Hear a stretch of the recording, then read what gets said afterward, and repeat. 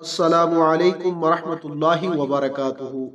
ناظرین، اگر آپ ہمارے چینل پر نئے ہیں تو جلدی سے ہمارے چینل کو سبسکرائب کر لیں اور ساتھ میں لگے بیل کے آئیکن کو ضرور پریس کریں تاکہ ہماری آنے والی ہر نئی ویڈیو کا نوٹیفیکیشن آپ کو بآسانی مل سکے۔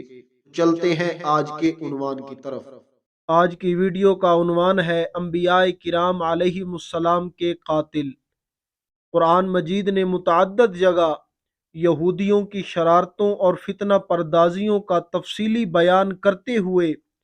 بار بار یہ اعلان فرمایا ہے کہ ان ظالموں نے اپنے انبیاء اور پیغمبروں کو بھی قتل کیے بغیر نہیں چھوڑا۔ چنانچہ اللہ رب العزت نے ارشاد فرمایا ہے کہ ترجمہ: بے شک وہ لوگ جو اللہ کی آیتوں کا انکار کرتے ہیں اور نبیوں کو ناحق شہید کرتے ہیں اور انصاف کا حکم کرنے والوں کو قتل کرتے ہیں، انہیں دردناک عذاب کی خوشخبری سنا دو۔ حضرت ابو عبیدہ بن جراح رضی اللہ تعالی عنہ سے روایت ہے کہ نبی اکرم صلی اللہ علیہ وآلہ وسلم نے ارشاد فرمایا کہ یہودیوں نے ایک دن 43 نبیوں اور 170 صالحین کو قتل کر دیا تھا جو ان کو اچھی باتوں کا حکم دیا کرتے تھے۔ چنانچہ حضرت یحییٰ اور حضرت زکریا علیہم السلام کی شہادت بھی اسی سلسلے کی کڑی ہے۔ حضرت یحییٰ علیہ السلام کی شہادت ابن عساکر نے المستقصیٰ فضائل الاقصیٰ میں حضرت یحییٰ علیہ السلام کی شہادت کا واقعہ اس طرح تحریر فرمایا ہے کہ دمشق کے بادشاہ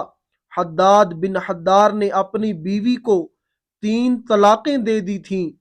پھر وہ چاہتا تھا کہ بغیر حلالہ کے اس کو اپنی بیوی بنا لے۔ اس نے حضرت یحییٰ علیہ السلام سے فتویٰ طلب کیا تو آپ علیہ السلام نے فرمایا کہ اب وہ تجھ پر حرام ہو چکی ہے۔ اس کی بیوی کو یہ بات سخت ناگوار گزری اور وہ حضرت یحییٰ علیہ السلام کے قتل کے در پے ہو گئی۔ چنانچہ اس نے بادشاہ کو مجبور کر کے قتل کی اجازت حاصل کر لی۔ جبکہ آپ علیہ السلام مسجد جردر میں نماز پڑھ رہے تھے، بحالت سجدہ ان کو قتل کرا دیا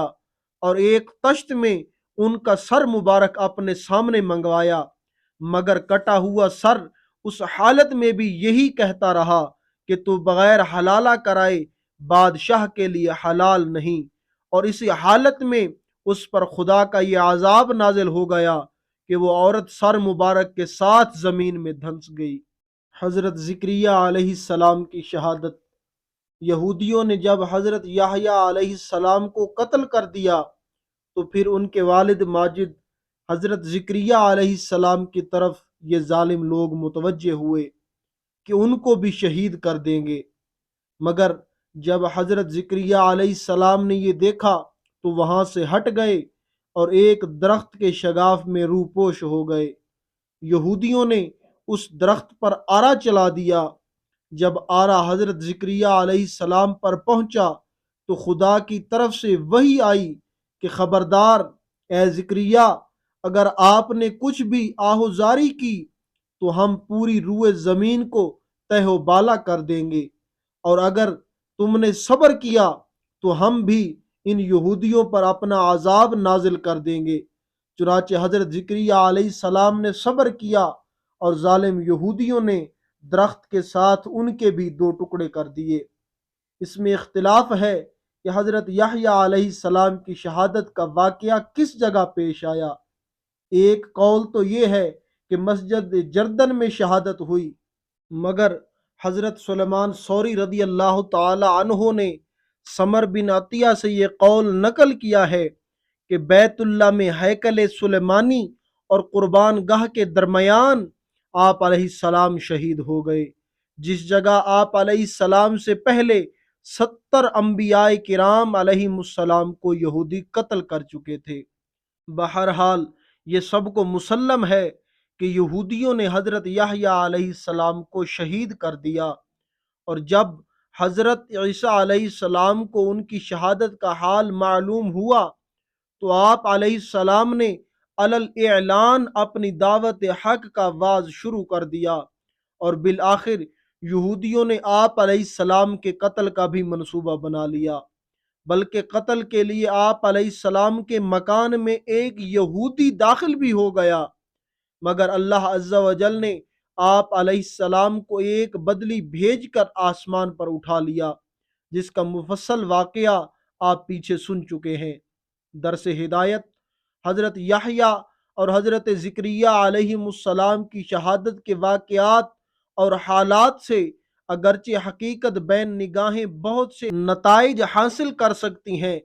تاہم چند باتیں خصوصی طور پر قابل توجہ ہیں۔ نمبر ایک، دنیا میں ان یہودیوں سے زیادہ شقی القلب اور بدبخت کوئی نہیں ہو سکتا جو حضرات انبیاء کرام علیہم السلام کو ناحق قتل کرتے تھے، حالانکہ یہ برگزیدہ اور مقدس ہستیاں نہ کسی کو ستاتی تھیں، نہ کسی کے مال و دولت پر ہاتھ ڈالتی تھیں، بلکہ بغیر اجرت و عوض کے لوگوں کی اصلاح کر کے انہیں فلاح و سعادت دارین کی عزتوں سے سرفراز کرتی تھی۔ چنانچہ حضرت ابو عبیدہ رضی اللہ تعالی عنہ نے حضور اقدس صلی اللہ علیہ وآلہ وسلم سے دریافت کیا کہ قیامت کے دن سب سے بڑے اور زیادہ عذاب کا مستحق کون ہوگا؟ تو آپ علیہ السلام نے ارشاد فرمایا کہ مفہوم حدیث سماعت فرمائیں، وہ شخص جو کسی نبی کو یا ایسے شخص کو قتل کرے جو بھلائی کا حکم دیتا ہو اور برائی سے روکتا ہو۔ بہرحال ظالم یہودیوں نے اپنی شقاوت سے خدا کے نبیوں کے ساتھ جو ظالمانہ سلوک کیا اور جس بے دردی کے ساتھ ان مقدس نفوس کا خون بہایا، اقوام عالم میں اس کی مثال نہیں مل سکتی۔ اس لیے خداوند قہار و جبار نے اپنے قہر و غضب سے ان ظالموں کو دونوں جہان میں ملعون کر دیا، لہٰذا ہر مسلمان پر لازم ہے کہ ان ملعونوں سے ہمیشہ نفرت و دشمنی رکھیں۔ نمبر دو، بنی اسرائیل چونکہ مختلف قبائل میں تقسیم تھے، اس لیے ان کے درمیان ایک ہی وقت میں متعدد نبی اور پیغمبر مبعوث ہوتے رہے، اور ان سب نبیوں کی تعلیمات کی بنیاد حضرت موسیٰ علیہ السلام کی کتاب تورات ہی رہی، اور ان سب انبیاء کرام علیہم السلام کی حیثیت حضرت موسیٰ علیہ السلام کے نائبین کی رہی۔ نمبر تین، علماء کرام کو اپنی زندگی کی آخری سانس تک حق پر ڈٹ کر اس کی تبلیغ کرتے رہنا چاہیے، اور حق کے معاملہ میں اپنی جان کی پرواہ بھی نہیں کرنی چاہیے، جیسا کہ آپ نے سن لیا کہ سر کٹ جانے کے بعد بھی حضرت یحییٰ علیہ السلام کے کٹے ہوئے سر سے یہی آواز آتی رہی کہ 3 طلاقوں کے بعد بغیر حلالہ کرائے ہوئے عورت سے اس کا شوہر دوبارہ نکاح نہیں کر سکتا۔ واللہ تعالی اعلم۔ خوش رہیں اور خوشیاں بانٹتے رہیں۔ اگر آپ کو ہماری یہ ویڈیو اچھی لگی ہے تو اسے لائک، کمنٹ اور دوستوں کے ساتھ شیئر کیجئے، اور اگر ابھی تک آپ نے ہمارے چینل کو سبسکرائب نہیں کیا تو ہمارے چینل کو سبسکرائب کر لیجئے،